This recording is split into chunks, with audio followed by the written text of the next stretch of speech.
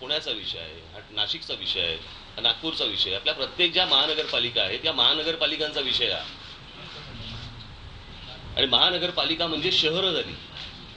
या शहरांना जर समजा पैसे योग्य वेळेत आले नाहीत, मुळात या गोष्टींची आवश्यकता नाहीये.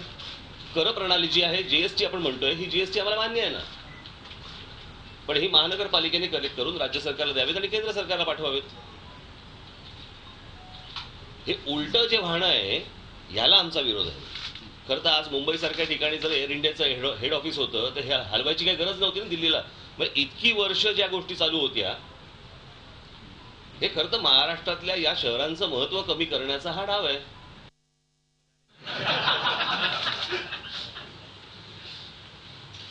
आणि महाराष्ट्रातल्या तरुणांना या सगळ्या गोष्टींचे सल्ले देण्यापेक्षा घरच्या घरी दिले तर जास्ती बरं नाही का होणार?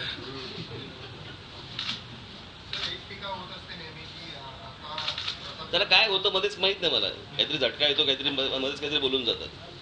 ते मागे मी एकदा म्हटलं होतं की ते महाराष्ट्र टाइम्स आहे ना, महाराष्ट्र टाइम्सचा पूर्वी एक असं लाईन होती, पत्र नव्हे मित्र, चांगली होती. त्यावेळेला मग आम्ही ज्यावेळेला सामनाचं ज्यावेळेला सुरू होतं त्यावेळेला एक लाईन काढली होती, दैनिक नव्हे सैनिक. चांगली लाईन होती ती, कॅची लाईन होती.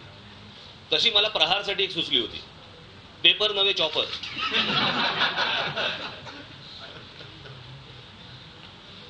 काय सांग राज्याचं नवं गृहनिर्माण धोरण जाहीर होत आहे. मी वाचलं नाही ते. होणार आहे आपली काय अपेक्षा असते? कारण याआधी जेवढी गृहनिर्माण मला आताच माझं बिल्डर दार्जिल होतं, सर्वसामान्य नागरिकांचा तिथं विचार होता. मी त्या दिवशी कुठेतरी बोलताना असं म्हटलं होतं की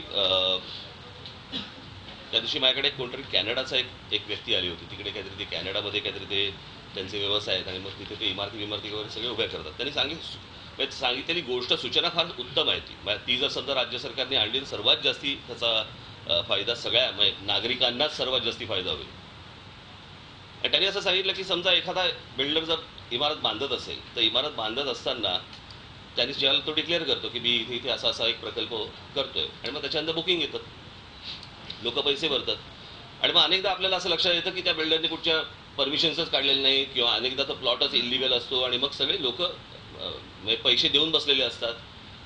तर तिथे त्यांच्याकडे सिस्टीम अशी आहे की जी लोक तो फ्लॅट म्हणजे ती जागा जे बुक करतील त्यांचे संपूर्ण पैसे हे एका एस्क्रो अकाउंटला जातील, त्या बिल्डरकडे जाणार नाही. आणि त्यांनी संपूर्ण परवानग्या घेऊन फ्लॅट ज्या वेळेला हातामध्ये देणार त्यावेळेला त्याच्याकडे ते पैसे ट्रान्सफर होणार. आणि त्यांनी जर समजा काही घोळ घातला तर ज्यांनी हे पैसे टाकलेले आहेत त्यांना त्यांचे पैसे परत मिळणार. मला असं वाटतं अशा प्रकारच्या जर गोष्टी आपल्याकडे आल्या तर उत्तम होईल. लोकांना जी एक धाकधूक असते की हा पूर्ण माझी इमारत पूर्ण करणार की नाही, मला घर मिळणार की नाही, आणि मी पैसे तर देऊन बसलोय. जीएसटी आणून शहरांचं महत्व कमी करण्याचा डाव आहे असा आरोप राज ठाकरेंनी ठाण्यामध्ये केलेला आहे. स्वायत्ततेच्या हमीशिवाय सेनेचाही पाठिंबाचे आणि शिवसेनेच्याच सुरात सूर आता मनसेने देखील मिसळलेत. जीएसटीला विरोध नाही पण प्रणालीला विरोध आहे असं राज ठाकरेंनी म्हटलंय. झी 24 तास रहा एक पाऊल पुढे.